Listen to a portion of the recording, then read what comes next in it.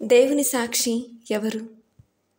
ప్రియ దైవ బిడ్డలారా, జ్ఞానవాణి సహోదరులారా, పునరుత్థాన దేవునికి మహిమయు ఘనతయు కలుగునుగాక. క్రీస్తు ప్రభుని శాంతి మీతో ఎల్లప్పుడూ ఉండునుగాక. క్రీస్తు ప్రభు ఉత్థానము ఎంతో ఘనంగా జరుపుకున్న మనము ఆయనతో జీవించే భాగ్యం మనకు ఉంటుందని విశ్వసిస్తున్నాం. 2 పాస్కా ఆదివారములను ముగించుకొని 3వ పాస్కా ఆదివారములోనికి ప్రవేశించాము. తల్లి అయిన శ్రీసభ ఈరోజు పరిశుద్ధ గ్రంథ పఠనాల ద్వారా మనకు తెలియజేయనుదేమనగా, మొదటి పఠనములు పునీత పేతురు గారు 3 విషయాలను తెలియజేస్తారు. మొదటిగా, జీవకర్త. తన ప్రజల బానిసత్వమును అనుభవిస్తున్న కాలములో వారిని విడిపించడానికి మోషేని పిలిచారు దేవుడు. ఎవరు పంపించారు అని అడిగితే ఏమి చెప్పాలి అని మోషే ప్రశ్నించినప్పుడు ప్రభువు చెప్పిన సమాధానం, నేను అబ్రహాము, ఈసాకు, యాకోబుల దేవుణ్ణి అని చెప్పారు. దానినే వారు అందరి ముందర ప్రకటించారు.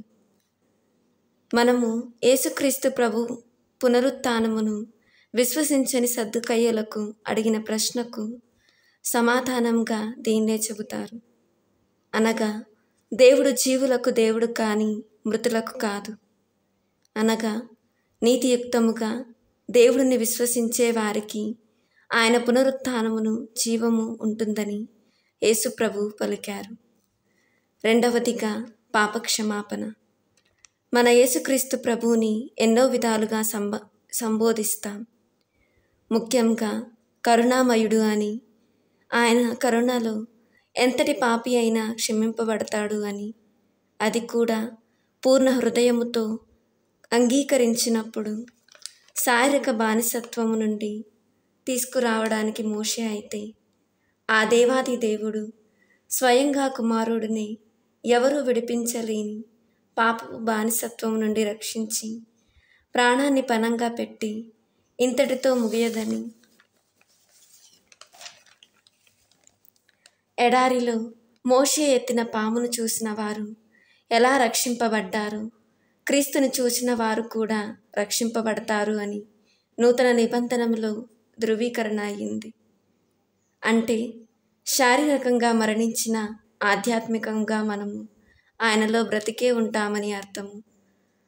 మూడవదిగా, సాక్షులు.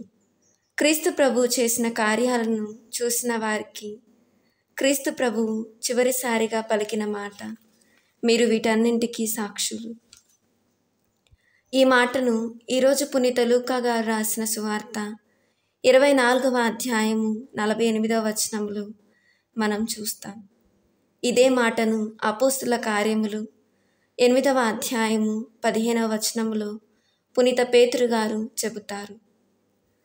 యోహాను గారు తన లేఖను క్రీస్తు ప్రభువుని గురించి ఉన్న అపోహలను తిప్పికొట్టడానికి రాశారు.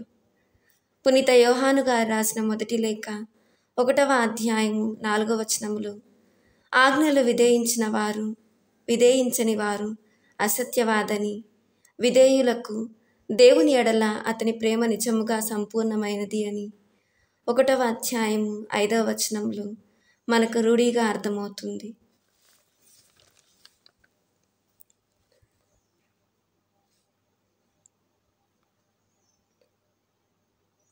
ఈరోజు సువార్త పఠనంలో మనం గమనించగలిగిన విషయం, ఇలాంటి సంపూర్ణ జీవితాన్ని జీవించిన వారు అపోస్తులు. మొదటిగా, ఎమ్మావు మార్గంలో శిష్యులు తెలియజేసిన దానికి ప్రభువు నిరాశ మరియు అధైర్య స్థానంలో ధైర్యాన్ని నింపారు. ప్రభు శిష్యులు ఎన్నోసార్లు పడిపోయినా ప్రభువు తనను తాను ఎరుకపరుచుకున్నారు. ఒకవేళ ప్రభువు అలా కనపడకపోయి ఉంటే వారు సాక్షులుగా మారేవారు కాదేమో. మనమే అక్కడ ఉండి ఉంటే మనం కూడా అదే చేసేవారమేమో. ఆయన మన మధ్యనే ఉన్నా మనము గుర్తించలేకపోతున్నాం. అది అపరూపంలో. ఇక ప్రేమ స్వరూపం. నీలో ప్రేమ ఉన్నప్పుడు ఆయన సాక్షిగా ఉండగలుగుతావు.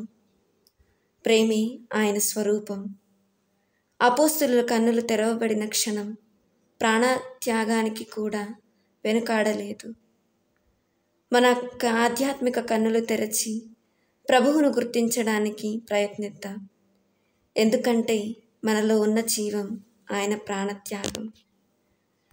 చూడకే విశ్వసించిన వారు ధన్యులు అని పునీత తోమా గారితో పలికిన మాటను విశ్వసించి, నా ప్రియ స్నేహితులారా, ప్రభువుని విశ్వసించి ప్రేమించి ఈ లోకంలో ప్రభు సాక్షిగా ఉండటానికి ప్రయత్నించు.